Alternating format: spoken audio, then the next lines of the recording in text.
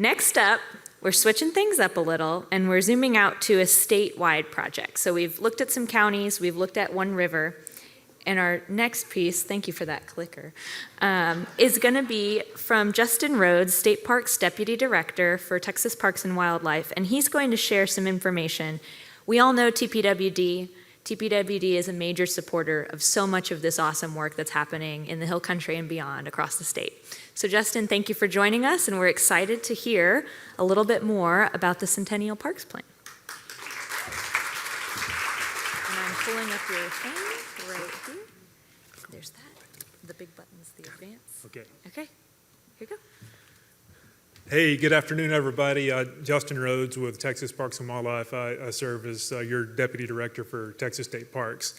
The hardest part of this is going to be talking about the Centennial Plan in 5 minutes. And so get the hook ready, because I'm going to struggle, I'll tell you right now. We're excited, and I hope you all are as well. This is and was historic legislation for the state of Texas. It's been a long time since we had this amount of funding to go out and buy public land. Think back to Governor Connolly and the Connolly bonds. That was the last big push to acquire and build state parks, and we're looking back in the 60s and 70s. So this was a big deal for the state of Texas, and 77% of voters said yes.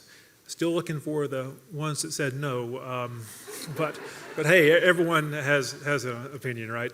But my gosh, to pass something in Texas by 77% for public land, that's pretty darn exciting.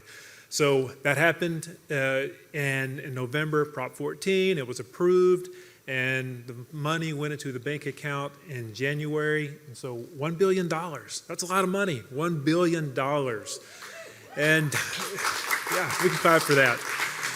So it is an endowment, and our instructions at the moment are to use interest only. There's been a lot of chatter around that, and we've had folks from the conservation community and even elected officials saying, spend it as fast as you can. And then we're like, well, tap the brakes. It's an endowment only. Let's be strategic about this. So that's what we're doing, and it's gaining over $4 million a month on average. So we just tapped in at about $32 million. So you're looking, when it rolls together, about $50 million a year in interest on $1 billion. That's pretty darn good too. So we've laid out a process. We've worked with a lot of stakeholders, a lot of conservation groups. And just talking quickly, this is our general process of how we're approaching this. We're out working now, working hard. We're identifying properties. We're getting feedback. We're weeding them out. We have, again, let's talk at the reception. I can go into some of the weeds of this. But once we get a property narrowed down, we still have an approval process. We can't just go pull $50 million out of the bank to buy this land and build a new state park. So this kind of gives you a rundown right here of the process.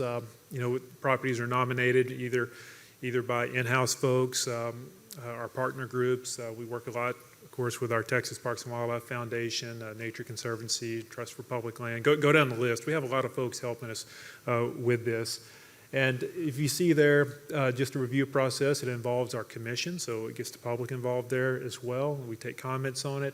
But ultimately, the LBB, the Legislative Budget Board, has to approve that, and before we start taking money out of the bank account, and then our commission gives final approval, and then we purchase the property. Keep in mind as well, when we buy these properties, and we have to build a park, and that's pretty complicated as well. Just imagine these parks as small cities that you're standing up out in the middle of nowhere in these remote locations. But you can see we're making some progress. We have a list of about 10 priorities right now that we're really honed in on. And one of them is pretty darn big. Yeah, 50,000 acres. That's a big park. It'll be the second largest park in our system. So we're excited about that. Again, a lot of work still to be done.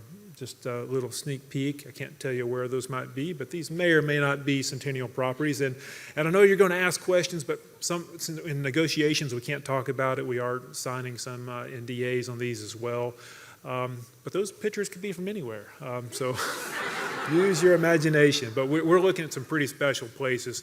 And to be a state park, someone was talking earlier, looking for that wow factor, that iconic Texas landscape, the awe-inspiring, think Paladera Canyon. I think Garner State Park. When you go to a park, you want to know it's a state park. You can immediately enter that gate and know you're somewhere special. So that's our goal. I see the hook coming. Find me at the reception and let's talk more about state parks. Thanks, everybody.